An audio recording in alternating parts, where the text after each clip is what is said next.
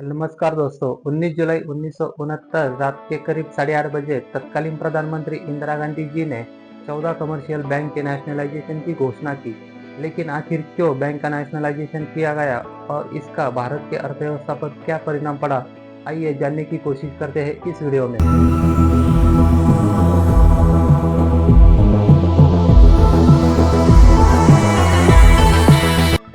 19 जुलाई 1969 के रात के करीब 8:30 बजे प्रधानमंत्री इंदिरा गांधी जी ने देश को संबोधित करते हुए घोषणा की कि 85% बैंक डिपॉजिट को कंट्रोल करने वाले और 50 करोड़ से भी ज्यादा बैंक डिपॉजिट रहने वाले 14 कमर्शियल बैंक का नेशनलाइजेशन किया गया है।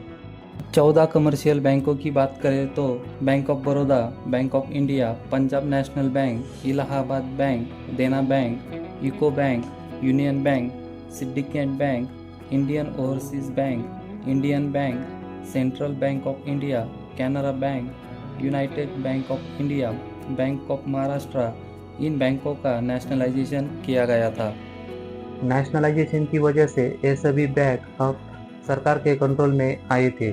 मैं आपको बताना चाहूँगा कि नेशनलाइजेशन एक ऐसी प्रक्रिया है, केंद्र या राज्य सरकार किसी भी बैंक या किसी भी प्राइवेट कंपनी को कानून के तहत अपने हाथ में ले सकती है। आज़ादी मिलने के बाद भारत में गरीबों की संख्या ज़्यादा थी। इसकी वजह से गांव और शहर की इकोनॉमी में बहुत ही बड़ा अंतर था और बैंकिंग सेक्टर कुछ निजी लोगों के हाथों में ही था। उस वक्त बहुत से बैंकों का एडमिनिस्ट्रेशन बहुत ही खराब चल रहा था और ये बैंक सामाजिक विकास में अपना कोई योगदान नहीं दे रहे थे।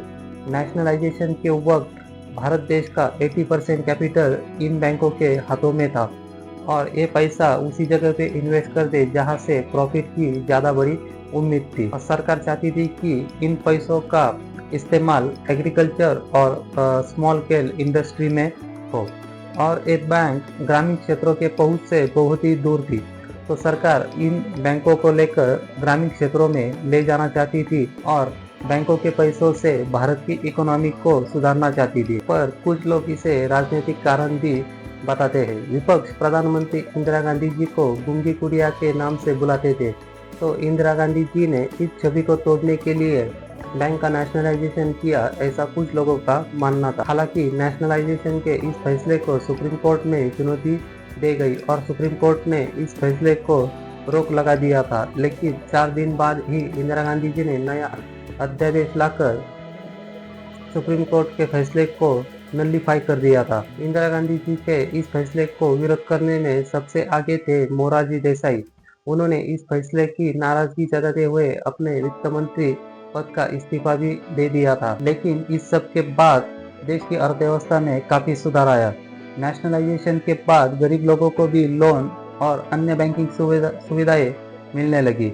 भारत के ग्रामीण क्षेत्रों में बैंकों की शाखाएं भी तेजी से बढ़ने लगी। 1969 में देश में बैंक की कुल मिला के 8,322 शाखाएं थी। ये आंकड़ा 2025 तक 1,80,000 से भी ज्यादा हो गया है। इसके पहले बैंक शहरी भागों में स्थित थी, लेकिन नेशनलाइजेशन के बाद अब ग्रामीण भागों में भी बैंक की शाखाएं तेजी से बढ़ने लगी थी। बैंक की शाखाएं बढ़ने से उस क्षेत्रों में रोजगार भी बढ़ने लगे और बैंक के पास काफी मात्रा में पैसा भी आने लगा। उस पैसों को कर्ज के रूप में दिया गया। उस वजह से छोटे उद्योग, कृषि और छोटे ट्रांसपोर्ट ऐसे उद्योगों को बहुत फायदा हुआ। भले ही कुछ लोगों का मानना था कि इंदिरा गांधी जी ने अपने छवि को सुधारने के लिए बैंक का नेशनलाइजेशन किया, लेकिन ये मानना गलत नहीं होगा कि उसके बाद देश की अर्थव्यवस्था में एक अलग ही मोड़ ले लिया। अर्थव्यवस्था पर अच्छे परिणाम देखते हुए 1980 में फिर से एक बार 6 बैंकों का नेशनलाइजेशन किया गया। इन सभी बैंक की कैपिटल 200 करोड़ से भी ज्यादा थी।